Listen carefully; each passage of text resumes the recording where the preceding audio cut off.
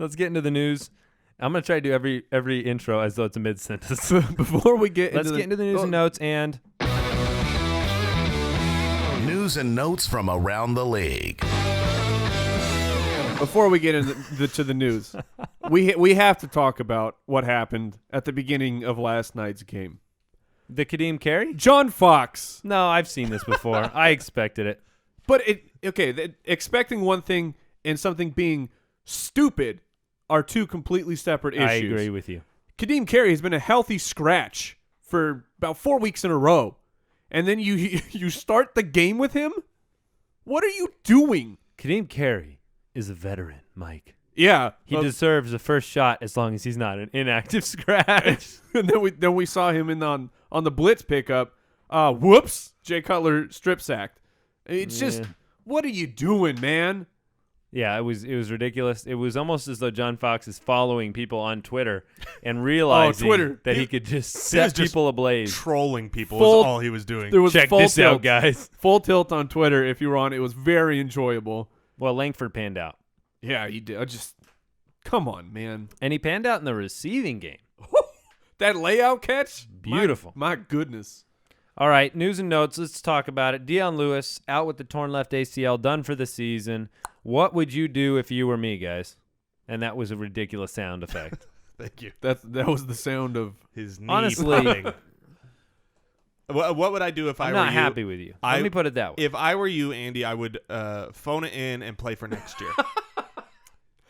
In that specific league, that's what I would do. How about if you were somebody who had Dion Lewis and you were looking for the Patriot solution?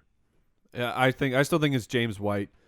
We saw Brandon Bolden come in, and that's because White was a scratch, and that's because White does not play on special teams like Brandon Bolden does. Brandon Bolden is a Swiss Army knife of a player who can kind of do everything. But I'm gonna go back to the game where they had time to plan and prepare for no Dion Lewis, and it was the James White show. It was Danny Amendola show as well. Yes, but if you're looking for a running back slot, unfortunately, we cannot put Amendola in the running back position yet. Yeah, they might want to move Tavon Austin there. Yeah, he got enough carries. 6 carries for Austin this week. Yeah. All right, Moving Teddy on. Bridgewater. What's the latest? The Vikings expect him to be cleared for Sunday's game against the Raiders, which would be great news for Stephon Diggs. In other concussion news, too, I wanted to let people know Latavius Murray is trending in the right direction, not the wrong one. We don't know if he'll be active or not, but he was through some of the concussion protocol. So if you're counting on Latavius Murray, I'm expecting him to be back, but we'll see. It's early. Did he miss a game last year after that concussion? Yes, he did. Good. Yeah. Ryan Fitzpatrick could have surgery on Friday. Now, this is where the Thursday night game actually really benefits the Jets because he gets to play and have an extended recovery, and they're not planning on him missing any games, are they, Jay?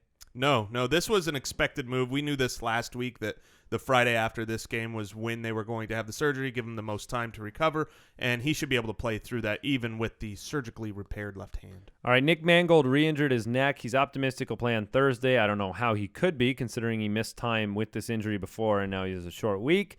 How do I counter jinx Nick Mangold into playing so that Chris Ivory can do well? What's the trick? I think the only trick is that you do I declare him out? Chris Ivory on your bench. Once again, for your game. Not going to do that this week. Not going to do that. I am 5-4, by the way, in the league that I was 1-4 in. I'm 5-4, and I'm coming for Jason. I'm waiting. I'll be waiting at top. Yeah, I'll make my move in the playoffs.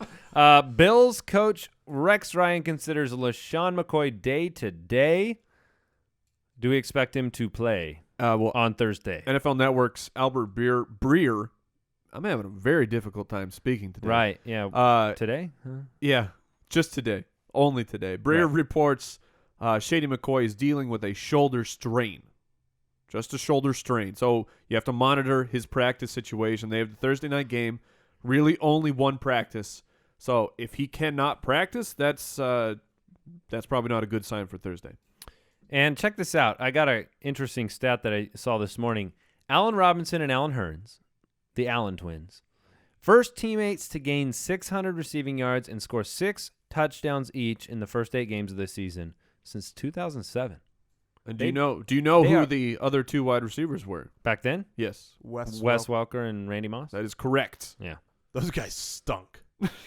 Yeah, I mean that's incredibly impressive because the distribution across both guys has been very high. I mean, both have been great. Blake Bortles is the next Tom Brady. Say, good thing the Jaguars That record was matches what the Patriots when they were doing that. It's pretty. Not it's pretty, so much. Not so much. But this weekend, man, Blake Bortles. You're all about it? Delightful. Yeah. So okay. We'll get into the waiver wire here in a second, unless you guys have any other news. Malcolm Floyd got hurt last night. Yeah. He gets hurt a lot. Yes, I don't know if it's does. his just style of play, going deep, big plays, but he gets hurt a ton. Well, I had mentioned to you guys that I don't know when the San Diego Chargers hired Arian Foster's brother to be the trainer for the team, That's so funny to me. but there is a plague in San Diego right now, and it stinks. Yeah, there are some hurt players. That's and Stevie and Antonio Gates will continue to get piles of targets. Yes. And as will Danny Woodhead. Yeah, Stevie Johnson had 7 for 68 yesterday. Great option in a PPR. And he got Gates had tripped like up. 9, didn't he? Well, Gates had a touchdown taken away, and that opportunity was only there because Stevie Johnson kind of got shoelace tackled as he was about to run in for a score.